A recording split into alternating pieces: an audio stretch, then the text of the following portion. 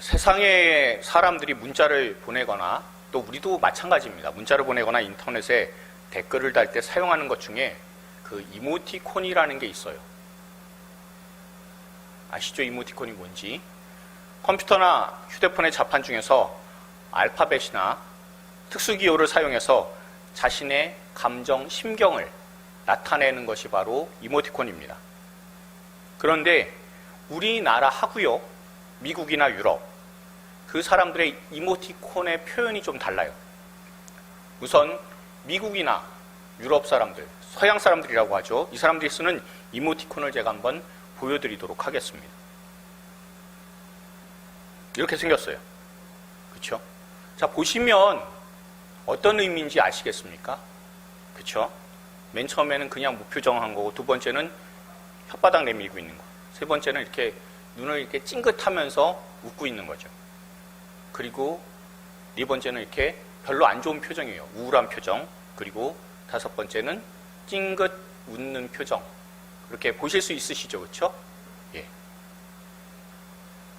그런데 우리나라 사람들이 쓰는 이모티콘은 이것과는 다릅니다. 이렇게 생겼죠? 첫 번째는 무표정, 두 번째는 난감한 표정이고요. 세 번째는 즐거워하는 표정이고, 네 번째는 뭘까요? 네, 째려보는 표정입니다. 그렇죠? 그리고 다섯 번째는 눈 크게 뜨고 놀란 표정. 그런데 위아래를 여러분들 한번 보십시오. 보시면 여러분 두 개의 차이가 있습니다. 그렇죠? 가장 큰 차이는 뭘까요? 코가 없다라는 거죠. 그렇죠? 물론 우리나라 사람들보다 서양 사람들이 코가 높기는 해요. 그리고 두 번째는 이렇게 세로로 되어 있고 가로로 되어 있고의 차이가 있습니다. 근데 사실 더 중요한 게 하나 있어요. 그게 뭔지 아십니까? 자신의 감정이 드러나는 곳이 어디냐라는 거예요. 서양 사람들은 어딘 것 같습니까? 입입니다. 그렇죠? 근데 우리나라 사람은 눈입니다. 그러니까 자신이 자신에 대해서 감정을, 또한 자신에 대해서 주장하는 그런 내용들을, 그런 걸 드러내는 것이 서양 사람들은 입이지만 우리나라 사람은 눈이 되는 겁니다. 그래서 서양 사람들 같은 경우에는 직접적으로 말로 표현하는 경우가 많이 있습니다. 그렇지만 우리나라는 어떤 말이 있습니까? 눈치 좀 있어라라는 말이 나오잖아요.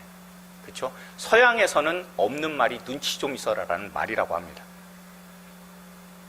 그래서 한 가지 알게 되는 것이 무엇이 있습니까? 미국이나 유럽 사람들은요, 마스크 쓰는데 비판적이죠. 왜냐하면 자신을 표현하는 데 있어서 막혔잖아요. 자신을 드러낼 수 있는 게 막혀버렸습니다. 그래서 마스크 쓰는 거를 불편해하는 것 같습니다. 그에 반해서 우리는 어떻습니까? 선글라스 끼는 거 별로 안 좋아합니다. 요즘에는 자외선 방지 때문에 그래서 쓰는 사람들이 꽤 많이 늘어서 그래서 인식이 많이 좋아진 편이지만 그래도 실내에서 선글라스를 끼거나 하면 감정을 우리가 볼 수 없기 때문에 조금 많이 생소해합니다. 우리에게도 이런 말 있잖아요. 색안경 끼고 본다라는 말이 그래서 있는 것 같습니다. 이처럼 사람한테 감정을 드러내고 표현을 한다는 게 대단히 중요하다는 것을 우리가 알 수가 있습니다. 그저께 두 사람이 제가 사무실에서 설교 준비를 하고 있는데 찾아왔어요. CCTV를 보는데 두 사람이 찾아오면 뻔합니다. 별로 안 좋은 느낌을 받았습니다. 먼저 계십니까? 라고 소리가 들리는데 마음속은 그랬어요. 나가지 말까? 라고 하다가 마스크 쓰고 나갔습니다. 아니나 다를까 구원파 이단에서 전도하러 나왔습니다. 성경 세미나를 하니까 오라고 초청한다고 초청장하고 팜플렛을 저한테 주려고 하는 겁니다. 초청장에 나타나는 그 박옥수 이단의 그 사진을 딱 봤잖아요. 보자마자 제가 한 말이 관심 없습니다 라고 친절하게 말을 했어요. 그랬더니 하는 말이 뭐가 있냐면 교회에서 성경에 관심이 없냐는 거예요. 그래서 제가 저는 이 성경 세미나에 관심이 없습니다 라고 대답을 했습니다. 말은 참 친절하게 했어요. 그렇지만 사실 눈으로는 욕을 하고 있었습니다. 제 눈빛을 보더니 안녕히 계세요 하고 돌아갔습니다. 속으로 생각했습니다. 그래도 눈치라도 있어서 다행이다 라는 겁니다. 우리가 마스크를 쓰면서 이 마스크 쓰는 게 일상화가 되니까 가장 난감해하는 곳이 어디냐면 교육 현장입니다. 애들이 눈 밖에 나오는 게 없으니까 애들을 파악할 수가 없다는 거예요. 정말 애들 한 명 한 명 얼굴을 알 수가 없다라고 그렇게 어려움을 호소하시는 선생님들의 이야기를 들었습니다. 그러니까 눈만 내놓고 나머지 다 가리니까요. 이애나 저애나 다 똑같은 겁니다. 그러면서 한 초등학교 교사가 이런 얘기를 하는 거예요. 애들 얼굴 보고 싶은데 바로 앞에 있는데 그런데 그 그리운 얼굴조차 보지 못하는 게 가장 힘듭니다라고 그렇게 얘기하는 선생님의 인터뷰를 들었을 때 그 말이 제 마음속에 제일 많이 남았습니다. 눈을 보는 것으로서 그 사람의 감정을 알아챌 수 있을 겁니다. 그러나 얼굴 전체를 봐야지 그 사람의 감정이든 마음이든 알 수 있는 것 아닙니까? 우리는 사람의 얼굴을 통해서요, 그 사람의 마음을 파악을 합니다. 그런데 하나님의 마음은 무엇으로 파악할 수 있을까요? 물론 하나님 주신 말씀으로 파악할 수 있습니다. 그런데 말씀에는 한 가지 아쉬운 점이 있잖아요. 뭐냐면 사람이 만든 글자로 적혀 있다라는 겁니다. 여러분 절대 오해하지 말고 들으시기 바랍니다. 하나님의 뜻은요, 말씀을 통해서 다 제대로 알려주셨습니다. 그런데 마음까지 전달되는 것에는 아무래도 말보다는 글이 조금 표현이 어렵잖아요. 그래서 우리는 다양한 번역본이라는 걸 갖고 있습니다. 본래 주신 문자 그대로 번역하는 것, 그게 가장 정확하지만 당시의 상황이나 그리고 그 책의 흐름에 맞춰서 번역하거나 성경에 가진 의미와 말씀하시는 하나님의 마음을 헤아려서 번역하는 경우도 종종 있습니다. 그래서 번역본이 다 다르잖아요. 저는 오늘 본문과 같은 구약의 선지서나 이 예언서, 그리고 시편, 그리고 신약의 서신서 같은 경우에는요, 다양한 번역본으로 읽는 것을 저는 선호합니다. 그리고 여러 가지 번역본을 제가 설교 때마다, 말씀 선포할 때마다 사용한다는 것 여러분들 잘 알고 계십니다. 오늘 본문의 1절부터 4절이, 그리고 7절, 8절을요, 8, 9절을요, 한번 공동 번역하고 비교해서 읽어드리고자 합니다. 여러분들께서 가지신 성경하고요, 한번 제가 읽어드린 것을 비교해 보시길 바랍니다. 제가 조금 전에 말씀드린 대로 공동 번역 1절부터 4절, 그리고 8, 9절을 한번 읽어보도록 하겠습니다. 내 아들 이스라엘이 어렸을 때 너무 사랑스러워 나는 이집트에서 불러내었다. 그러나 부르면 부를수록 이스라엘은 나에게서 멀어져만 갔다. 바알 우상들에게 제물을 바치고 향을 피워 올렸다. 걸음마를 가르쳐주고 팔에 하나 키워주고 죽을 것을 살려주었지만 에브라임은 나를 몰라본다. 인정에 매어 끌어주고 사랑으로 묶어 이끌고 젖먹이처럼 들어올려 볼에 비비기도 하며 허리를 굽혀 입에 먹을 것을 넣어주었지만 에브라임은 나를 몰라본다. 에브라임아, 내가 어찌 너를 버리겠느냐? 이스라엘아, 내가 어찌 너를 남에게 내어주겠느냐? 내가 어찌 너를 아드마처럼 만들며 내가 어찌 너를 스보인처럼 만들겠느냐? 나는 마음을 고쳐먹었다. 네가 너무 불쌍해서 간장이 녹는구나. 아무리 노연들 내가 다시 분을 터뜨리겠느냐? 에브라임을 다시 멸하겠느냐? 나는 사람이 아니고 신이다. 나는 거룩한 신으로 너희 가운데 와 있지만 너희를 멸하러 온 것은 아니다.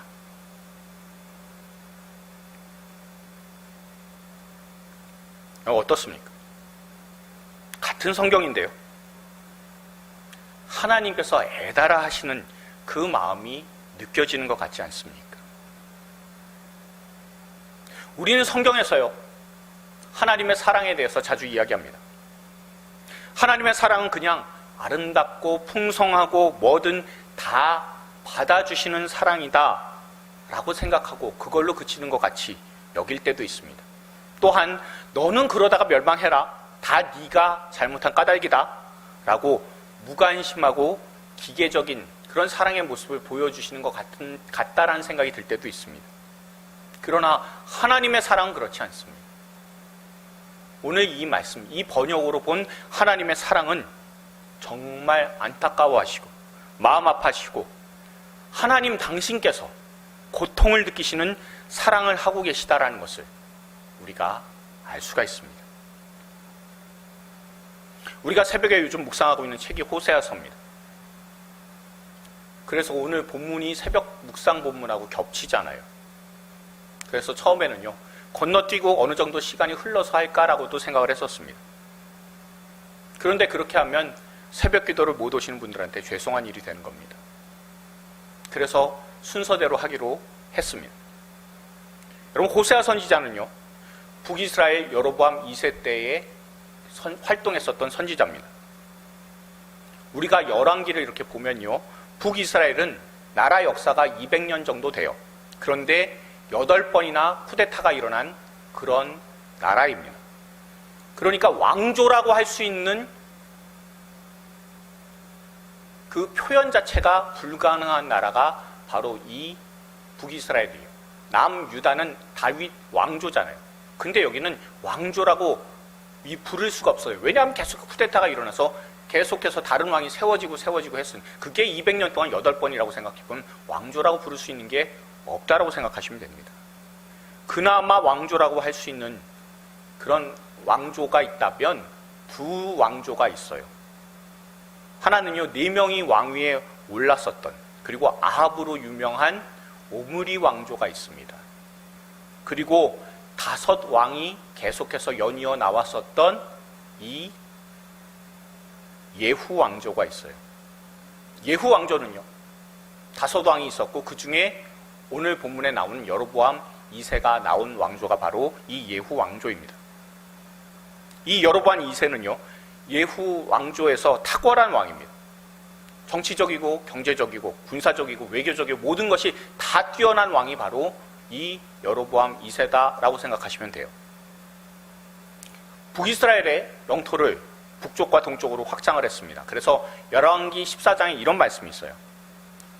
이스라엘 하나님 여호와께서 그의 종 가드헤벨 아미떼 아들 선지자 요나를 통하여 하신 말씀과 같이 여로보암이 이스라엘 영토를 회복하되 하맛 어귀에서부터 아라바 바다까지 하였으니 이는 여호와께서 이스라엘의 고난이 심하여 매인자도 없고 노인자도 없고 이스라엘을 도울 자도 없음을 보셨고 여호와께서 또 이스라엘의 이름을 천하에서 없이 하겠다고도 아니하셨으므로 요아스의 아들 여로보암의 손으로 구원하심이었더라.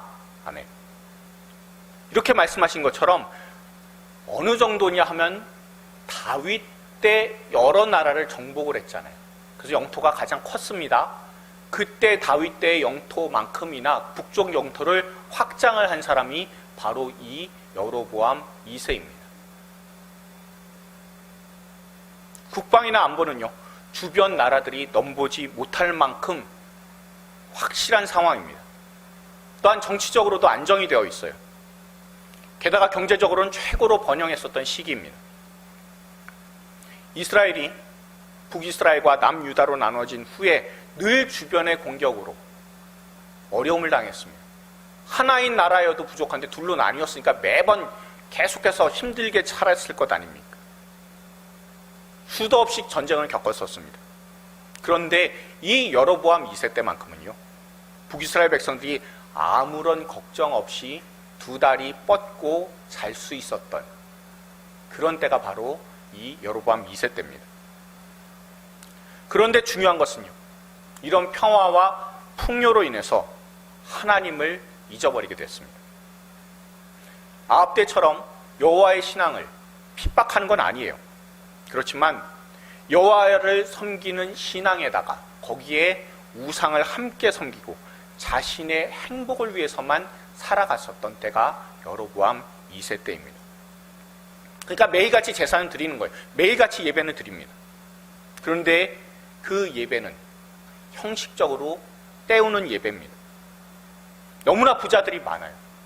그래서 소비하는 게 최고의 미덕이었었던 시대였습니다. 국가가 평창 정책을 폈어요. 그랬더니 일반 사람들도 땅 넓히기에 혈안을 기울였습니다. 일반 사람도 토지의 경계표, 지계표를, 토지대장을 마음대로 조작을 했습니다. 그래서 가난한 사람들이 더 가난하게 된 빈부격차가 최고로 심각했었던 시기다라고 생각하시면 돼요. 그러면서 사람들한테는 이렇게 간증하는 거나 똑같아요. 하나님께 빠지지 않고 예배를 드렸더니 이렇게 생활해서 물질적인 축복을 부어주셨다라고. 그렇게 사람들은 입을 모아서 간증하던 시대다라는 겁니다. 정작 물질적인 풍요에 빠져서 그 물질을 허락하신 하나님은 까맣게 잊어버린 그런 시기였습니다. 하나님 잊어버리고 사니까요. 그러니까 그 하나님의 빈자리에다가 거기에 술을 채우고 음행을 채우고 다른 사람의 눈물을 채우고 급기야는 이방 우상으로 채웠었던 시기가 바로 이 여로보암 2세 때다라는 것을 생각하시면 됩니다. 그러면요, 여러분 한번 생각을 해보십시오. 하나님께서 세우신 다윗의 왕조를 배반해서 분열을 일으켰습니다. 그리고 아합과 같은 왕이 나타나서 하나님을 믿는 사람들을 핍박을 했습니다. 또한 여로보암 2세 때처럼 풍요로 인해, 평화로 인해서 하나님을 다 잃어버렸으면 그러면 하나님 어떻게 하셔야 됩니까? 북이스라엘을 잊으셔야 되잖아요. 포기하셔야 되잖아요. 이렇게 하나님에게서 떠난, 하나님만 계속해서 실망시켜드리는 북이스라엘은 결국에 여로보암 2세 이후 30년 지나서 망하게 됩니다. 아수르가 침략을 해서 결국에는 오늘 본문 말씀처럼요, 아수르가 그들의 왕이 된다고. 아수르에 멸망당하는 나라가 이 북이스라엘입니다. 30년이면 얼마 안 남은 것 아닙니까? 그러면 하나님께서는 어떻게 하시면 됩니까? 손 떼셔야 되는 거예요. 그러나 하나님은 절대 포기하지 않으십니다. 그리고 아모스와 같은 선지자를 먼저 보내셨습니다. 그래서 강하게 권면하시고 오늘 본문의 선지자인 호세아 선지자를 보내서 그래서 간곡한 말로 위로하면서 그러면서 사랑의 하나님께로 돌아와라 라고 하나님의 마음을 드러내셨습니다. 하나님을 떠나려고 하는 북이스라엘을 어떻게든 붙잡으려고 하시는 하나님의 마음이 드러난 책이 바로 이 호세아서다라고 생각하시면 됩니다. 이런 하나님의 마음이 담긴 본문이 오늘 본문입니다. 여러분은 어떤 말씀이 가장 마음에 와닿으십니까? 저는요, 아까 공동번역으로 해석된 그런 내용에서 3, 4절에서 에브라임은 나를 몰라본다 라고 하는 그 말씀도 마음이 갑니다. 그러나 4절에 사랑의 줄로 이끌었다라고 하는 말씀이 자꾸 제 마음을 울리고 있는 거예요. 여기서 여러분 이끈다라고 하는 단어는 히브리어로 마샤크라고 하는 단어를 씁니다. 이 마샤크는요, 기본적인 의미가 뭐냐면 붙잡다, 잡아당기다라는 의미를 가지고 있어요. 그리고 그 뒤에 나오는 말씀이 멍에라는 말씀이 있잖아요. 그러니까 무슨 뜻입니까? 멍에를 끈다라는 의미가 4절 안에 들어와 있습니다. 다시 말하면 본래 이 멍에라는 짐승한테 지우는 거잖아요. 짐승에다 끈을 이렇게 매고 끌고 간다는 의미를 갖고 있는 게 4절에 나오는 내용입니다. 다시 말하면요, 비인격적인 그런 취급을 당한다라는 의미가 이 안에 들어가 있습니다. 하나님께서 이 말씀하신 이유가 뭡니까? 11절에 나온 것처럼 바로 애굽의 때가 어떤 때였나라는 것을 한번 기억해 보라라는 말씀입니다. 여러분, 이스라엘이요, 애굽에서 노예 생활할 때 한번 예상을 한번 해보시기 바랍니다. 상상해 보시면 늘 강제 노역 당했을 것 아닙니까? 그리고 늘 짐승 취급받으면서 살았을 겁니다. 애굽 사람들은요, 목축업을 경멸을 해요. 그런데 목축을 주업으로 하면서 살았었던 사람들이 이 이스라엘 사람들입니다. 그러니 이스라엘 사람들은 늘 하찮은 취급받았어요. 짐승과 같은 취급을 받았어야 됐던 사람들이 이스라엘 사람들입니다. 여러분 10가지 재앙 보면서 바로가 하는 말이 있잖아요. 그게 뭡니까? 내가 잘못했다고. 내가 잘못 생각했으니까 너희들 놓아주겠다고. 어서 이 끔찍한 재앙이 물러가도록 하나님께 빌어줘라. 제발 좀 부탁이다. 라고 얘기를 하면서 번번이 그 말을 어기는 이유가 무엇입니까? 물론 하나님께서는 그 마음을 강팍하게 하셨기 때문이기도 합니다.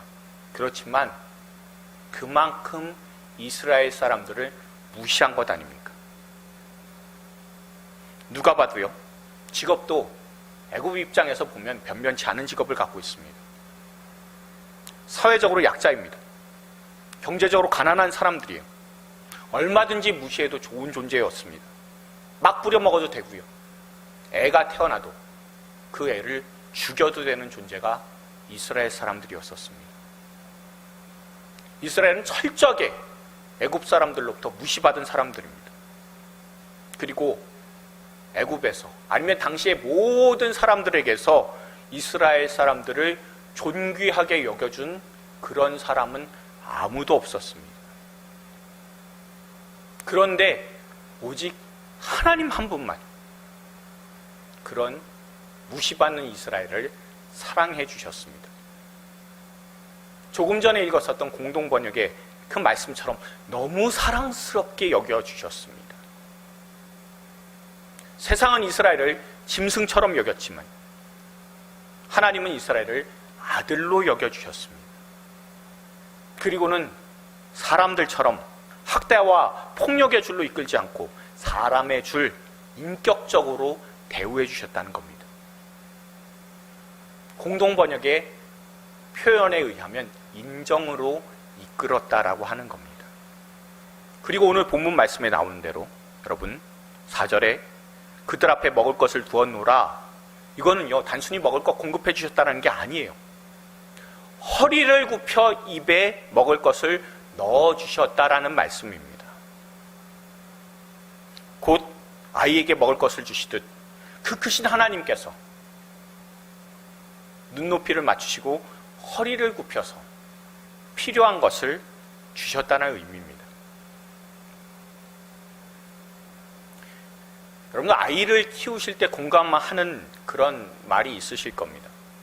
어떤 말이냐 하면 뱃속에 있을 때가 차라리 편했다라는 말 공감하십니까?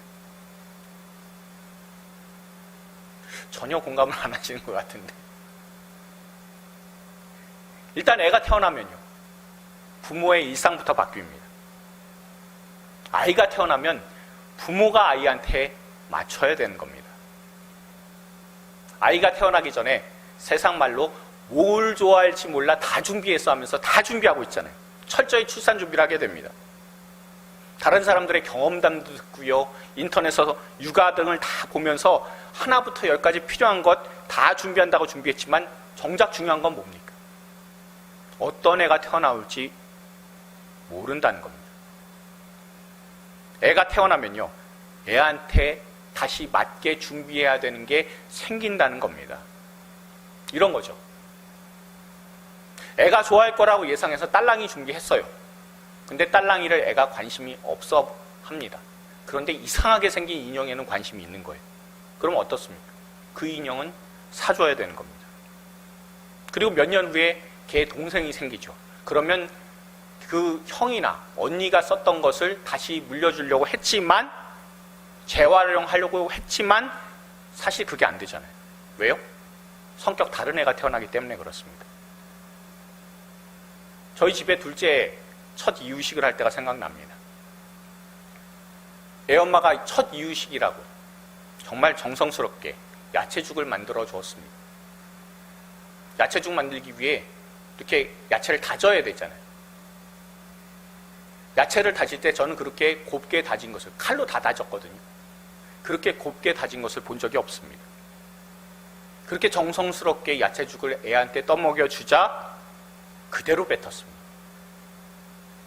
혹시나 싶어서 2번, 3번 떠먹여 줘도 얘가 안 먹는 거예요. 그래서 얘가 혹시 라고 해서 이번에는 소고기를 사다가, 간 소고기를 사다가 소고기 죽을 해서 먹여줬습니다. 그랬더니 애가 한 그릇을 그 자리에서 다 먹어 치웠습니다. 깨닫게 되는 게 뭡니까? 아, 얘가 고기파구나 라는 거예요. 여러분, 이런 거는요, 애가 부모한테 도저히 맞춰줄 수 없는 거잖아요. 부모가 애한테 맞춰줘야 되는 겁니다. 이런 걸 생각해 보면 저나 여러분들이나 그렇게 부모가 된 겁니다.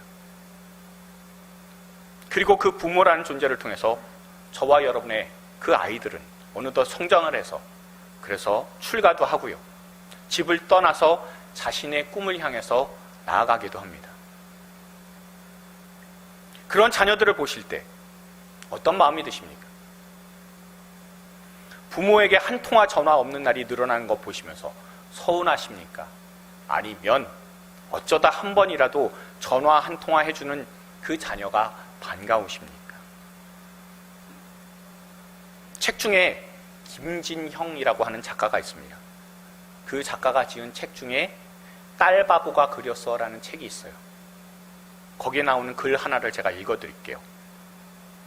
낙지볶음을 좋아하던 그녀가 백김치만 먹게 되고, 항상 귀걸이를 하던 그녀가 아기볼 찌를까봐 안 하게 되고, 운동을 싫어하던 그녀가 12kg 아이를 들고 뛰게 되고, 숫기 없던 그녀가 스스럼 없이 말을 걸게 되고, 어제는 소녀였던 그녀가 어른이 되고, 그렇게 엄마가 된다. 성질이 나면 못 참는 성격이었던 내가 사진 한 장 바라보며 화를 죽이게 되고, 술자리에서 가장 먼저 일어나던 사람을 싫어하던 내가 술자리에서 가장 먼저 일어나게 되고, 어제는 소년이었던 내가 오늘은 어른이 되고, 그렇게 아빠가 된다. 어느샌가 나도 모르게 부모가 되어가고 있었다. 그렇게 부모가 된다라고 하는 그런 소제목의 글입니다. 어떻습니까? 여러분들의 이야기이자 우리 아버지 하나님의 이야기이기도 한 내용입니다. 하나님께서는 완전하신 분이시기 때문에 사실상 사람에게 마음 안 쓰셔도 돼요. 그냥 우리가 잘못하면 그에 상응하는 벌을 주고요, 혹시라도 잘하는 일이 있다면 형통함이나 부유함이나 마음에 원하는 소원 등으로 보상하시면 되는 겁니다. 그러다 말 한 번 안 들으면 치명적인 질병 주시거나 사고를 통해서 손 한 번 대시고요, 이제는 살 만큼 다 살았다고 판단되시면 세상 떠나게 만드시면 되는 겁니다. 아니면 극장에서 팝콘이나 콜라 하나 들고 영화를 보거나 TV 드라마 보는 것처럼 그냥 우리 인생을 구경만 하시면 되는 겁니다.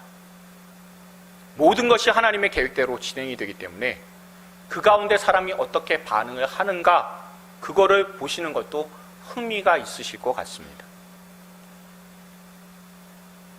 오늘 본문 호세아서 이전에 있는 책이 다니엘서입니다. 저는 새벽에 이 다니엘서를 보면서 묵상하면서 굉장히 놀라게 된 게 하나 있어요. 그게 뭐냐면 느부갓네살이 본 환상이나 다니엘이 본 네 짐승의 환상이나 공통점이 뭐냐면요, 다 일어날 네 제국에 관련된 거예요. 앞으로 세상이 어떻게 될 것인지에 대해서 알려주시는 거예요.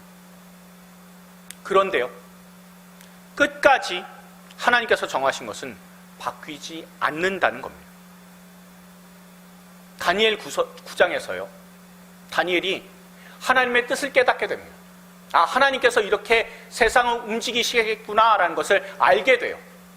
그러면서 하나님 앞에 기도를 드립니다. 회개 기도를 드려요. 이스라엘 민족을 대표해서 회개 기도를 드리고 있는 모습입니다. 그런데 그 기도를 하나님께서는 들으시고도 하나님께서 정하신 세상, 역사는 하나님께서 안 바꾸시더라고요. 제가 그 장면 보면서요, 맥이 풀렸어요.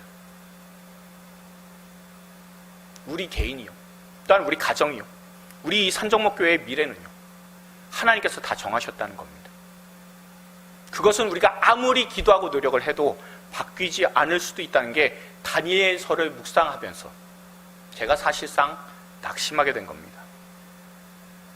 그나마 다행인 것이 뭐냐면요, 우리가 하나님의 계획을 모른다는 게 다행이다라는 생각이 들었습니다. 그러면서 한 가지 생각하게 된 게 있습니다.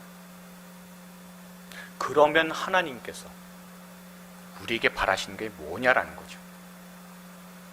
다 정하신 하나님, 바꾸시지 않으시는 하나님이시라면 우리가 도대체 뭘 깨닫길 바라실까라는 거였었습니다.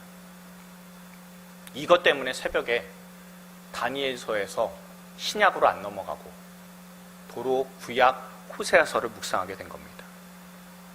그리고 깨닫게 된 게 바로 하나님께서 우리에게 원하시는 것은 우리가 하나님의 계획을 아는 것보다 하나님의 마음 알기를 원하신다라는 것을 알게 되었습니다.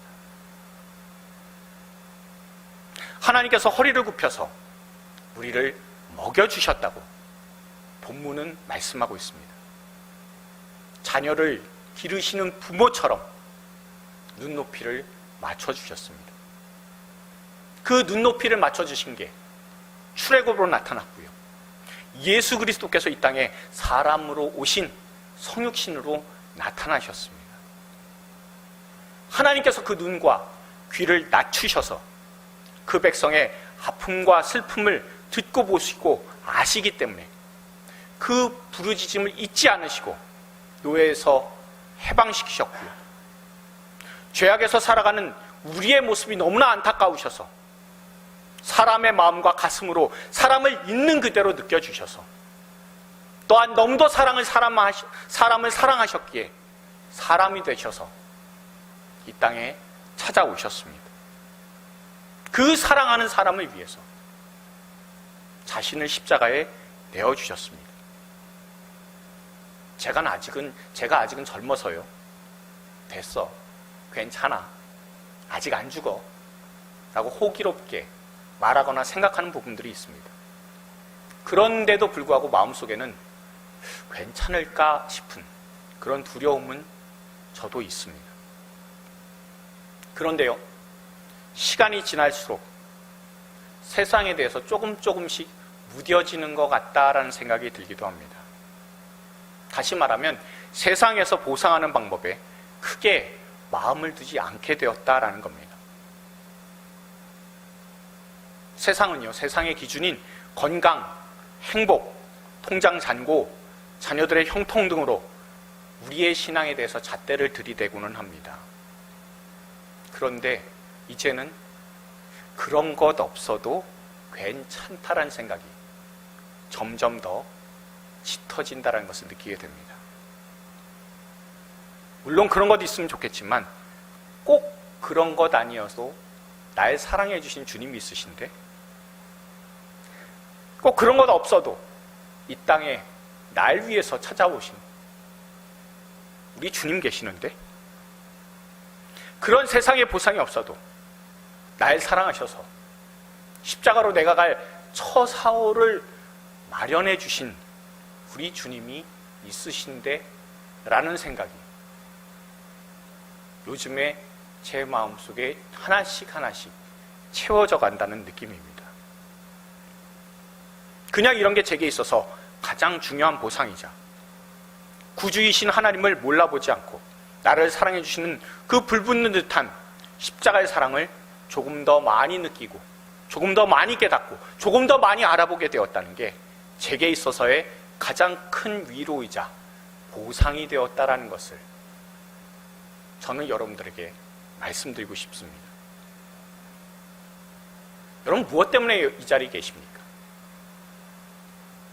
하나님 한 분이면, 날 사랑해 주셔서 날 위해 십자가 지신 그 불붙는 긍휼의 하나님 한 분이면 안 되시는 겁니까? 여전히 저와 여러분들은 하나님의 사랑 가운데 있는 사람들입니다. 주님의 사랑하는 외아들을 십자가라는 생각도 하기 싫은 형벌에 우리를 위해서 내어주신 아버지가 우리에게 있습니다. 그리고 우리를 사랑해서 우리밖에 안 보여서 자신이 창조한 피조물에게 모욕을 당하시고 자신의 목숨을 내어주신 사랑의 눈이 멀으신 예수님이 저와 여러분에게 있습니다. 여러분, 이거면 안 되는 겁니까? 이 하나님이면 충분하지 않으십니까? 이런 놀라운 아버지, 이런 놀라운 주님, 이분이 우리에게 계시다는 것이 저와 여러분에게, 우리에게 가장 큰 위로와 소망이 될 수 있기를 소망합니다. 그리고 또한 이 예수님께서 성령으로 우리와 함께 계시는 것이 늘 우리의 마음에 든든함이 있게 되기를 소망합니다. 그리고 항상 사랑의 줄로 이끄시는 하나님의 마음이 저와 여러분의 가장 큰 능력이 되어서 이 앞이 보이지 않는 것 같은 세상에 더욱더 힘을 내면서 살아갈 수 있게 되기를 주님의 이름으로 축원드립니다. 우리 주변에 계신 분들한테 이렇게 축복해 주셨으면 좋겠습니다. 하나님의 사랑이 위로이자 소망입니다. 한 번만 더요. 지금도 사랑의 줄로 이끌어 주십니다. 이 사랑의 줄로 이끌어 주시는 하나님을 늘 의지하면서 나아갈 수 있는 저와 여러분들 될 수 있기를 소망합니다.